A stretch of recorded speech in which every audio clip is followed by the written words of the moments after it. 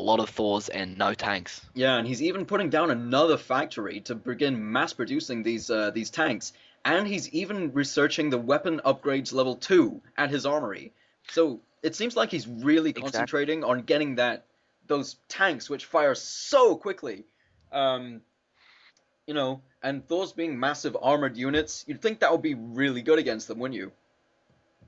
Yeah, well, we're going to see in a second. I mean, Jinro hasn't got any upgrades. He's just been massing units and massing Thors, and we're going to see whether, 6, 7, 8 Thors, one Raven, and a Medvac can do well against mass tanks. I mean, the fact is, though, that tanks non-siege do enough damage, but sieged up tanks do a whole lot more, and Thors just running straight into the middle of tanks can really, really just do so much damage. Yeah, especially when you've got that many tanks, and they're just raining fire down on the destructible rocks. Vendetta getting ready to set up his second expansion, but it's so far behind Jinro's expansion. Wow, he's been mining out of this for so long, and his army is considerably larger than Vendetta's. Yeah, that's one true thing. I mean, Jinro really did prepare to get that third expo and really put that harassment on preventing Vendetta from getting that third expo, really having to focus on repairing that refinery and producing more units to deal with Jinro. Yeah, absolutely brilliant play, distracting your opponent in one location while just expanding and getting the economic advantage in another. Now take a look at the right side of the map, Kapow. Jinro has placed a supply depot and is now placing down a sensor tower. I mean, that is just brilliant play, preparing to take over this right side of the map and get complete coverage with these sensors towers. Look over the very left side of the map and you see him placing another one down, Oh yeah, getting so much coverage. absolutely love this because map control and knowing what your opponent is doing are just so crucial. Oh, but Vendetta's moving out in the middle of the map, and oh, lack of control. Two siege tanks get separated from the pack at the top of the map, and one of them is picked off by that fleet of Thors. Wow, huge battle We see now more there. Thors heading in.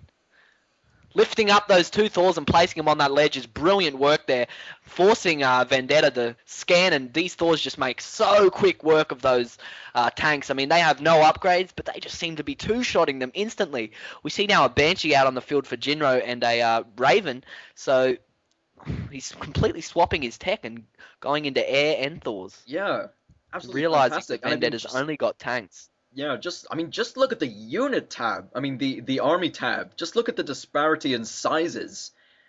Wow. Jinro is 40, 50 food ahead of his opponent. That last battle just so deciding. I mean, I don't think he even lost a single Thor in that engagement. Absolutely brilliant. Oh, and he's moving up to the Absolutely. expansion. And did you see that? Using those medevacs to sneak those Thors up on those siege tanks so they didn't take a single hit. Absolutely brilliant use of the dropship right there. More tanks now coming in for Vendetta. Going to be able to try and defend it. But look at this. 6 Thors coming inside and absolutely just destroy those tanks. I mean, tanks not such a good option against Thors. I mean, they are just so beefy. Yeah, I mean, just look at that damage. The Thors pretty just kill those tanks in a single round of damage. Absolutely brilliant. And they're making short They work have of this. absolutely no upgrades as well. I mean, who needs upgrades when you just have this many Thors? Yeah, I mean, Thor is here is right, man. Thor is friggin' here. And he's moving into your friggin' base, loading up on medevacs, no less. And Vendetta gives up the GG as he sees those Thors starting to make the final death march into his base. Yeah, exactly. I mean, I really like this strat. I mean, you look now at Jinro, it's towards the end of the game, and he has just Thors sitting around the map just doing nothing. I mean, he has so many of them. He needs to control every one of them. Yeah, I mean, and just look at the bottom side of the map. He's just spread across the map like a Yeah. red herpes. He's got like 6 command centers going up, one on the island expansion, and yeah, like you were saying, 4 Thors just camping out in the middle of his base, not doing a damn thing because he's just so in control of the game. Exactly. Vendetta now requesting to be friends with Jinro. I mean, why wouldn't you have to see him get completely played with Thors? I mean, it was quite amazing this strat, and I really, really gives me hope in Terran versus Terran. At the start of the beta, it was one of the most mixed up, really good mirror matches. But as it head towards more mech play, it just started to become completely boring. I mean, it was still interesting to watch, but I'm really preferring this Thor style here.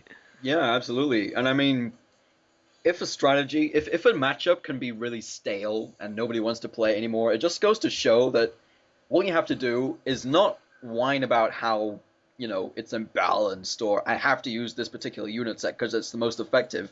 Just try stuff out. Like making, 18 friggin' Thors.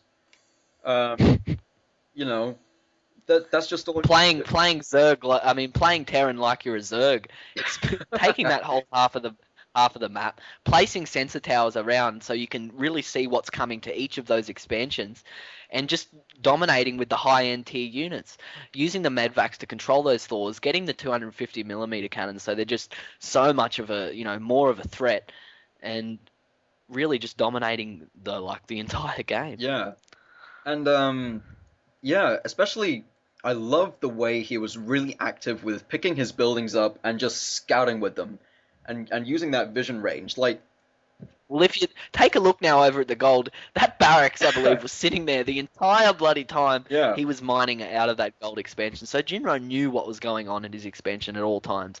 And the feeling of just knowing and seeing what your enemy's doing is just, it really just comforts the spirits when you're playing.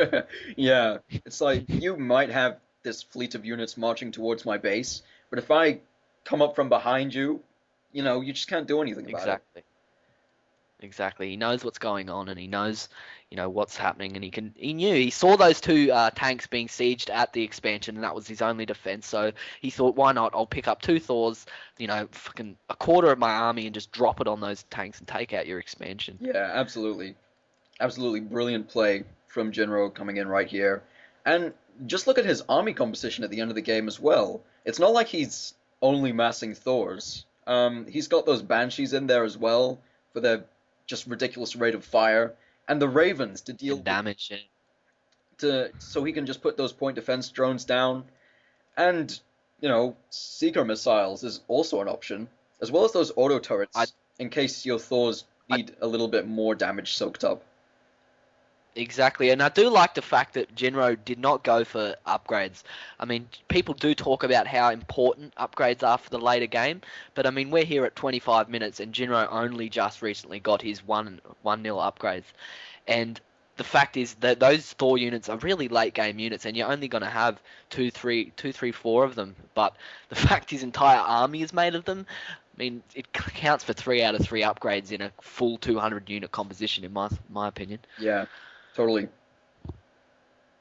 Anyway, this is heading on to be a 30-minute replay, so why don't we yeah, absolutely. Here.